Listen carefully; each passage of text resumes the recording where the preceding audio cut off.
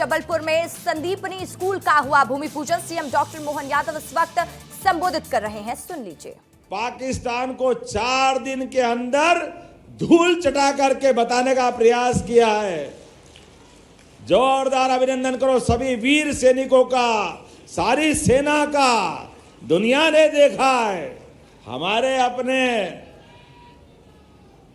देश के दुश्मनों के साथ कैसा व्यवहार किया जाता है। नींद खुली नहीं, आंख पलक झपकने का मौका नहीं दिया। और आज तक के जितने आक्रमण हुए पाकिस्तान के हमारे बीच में से, जब जब उसको धूल चटाई, उसमें सर्वाधिक तेज गति से और सर्वाधिक मारने वाला अगर कोई आक्रमण हुआ, यह भारत के द्वारा किया गया है।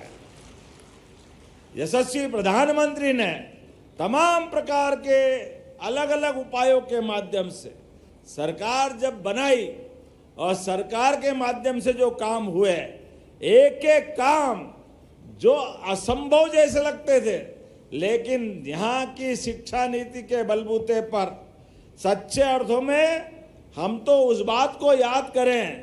जबलपुर वो संस्कार धानी है जहाँ लोकतंत्र के लिए, लोकतंत्र में अपने अधिकार के लिए आज़ादी के पहले नेताजी सुभाष चंद्र बोस ने अपनी कांग्रेस पार्टी में भी राष्ट्रीय अध्यक्ष का पद जीत करके यहाँ को गौरवान्वित किया था। ये वो स्थान है।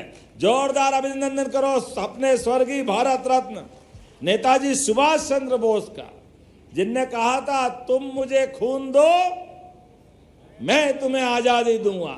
देश के अंदर जब तक कि देश की एक एक चीजों के लिए अपने देश के नागरिकों के अंदर तड़फ नहीं होगी, उनके मन के अंदर की अपने देश के प्रति ललक स्थापित नहीं होगी, तब तक देशभक्ति का परवान चढ़ना मुश्किल जाता है। मैं बड़े जवाबदारी के साथ कहना चाहूँगा, नेताजी सुभाष चंद्र वो व्यक्ति थे जिनके एक एक जीवन के घटनाक्रम एक से बढ़कर एक, वो अंग्रेज जिनका सूर्यास्त नहीं होता, जिनके साम्राज्य का, उनके खिलाफ आजाद हिंद फौज लड़ा करके उनने अंग्रेजों को उस समय घुटने के बल लाए थे। आज मैं इस बात के लिए फिर कहना चाहूँगा, वो जो जोश था, हमें बड़ा आश्चर्य के साथ कहना पड़ेगा, जवाबदारी के साथ कहना पड़ेगा। हम दलों की बात नहीं करते हैं, लेकिन कांग्रेस के राष्ट्रीय अध्यक्ष थे नेताजी सुभाष चंद्र बोस, उनका वो परिश्रम आखिरकार देश के साथ किस रूप में होना चाहिए, उनका उसी प्रकार का दूसरा एक और इतिहास जुड़ता है।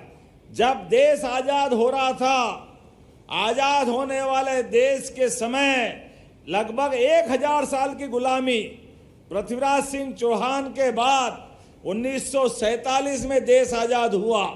लगभग 1000 साल की गुलामी के बाद गुलाम देश की आज़ादी के आधार पर क्या मापदंड होना चाहिए, किस प्रकार से देश का मस्तक दुनिया के सामने गर्व से गौरवान्वित होना चाहिए, हम सब भूले नहीं उस बात को। मोहम्मद गौरी के माध्यम से गजनी के साथ एक कलंक की घटना जुड़ी थी, सोमनाथ के मंदिर को लूटने की और मंदिर को तोड़ने की।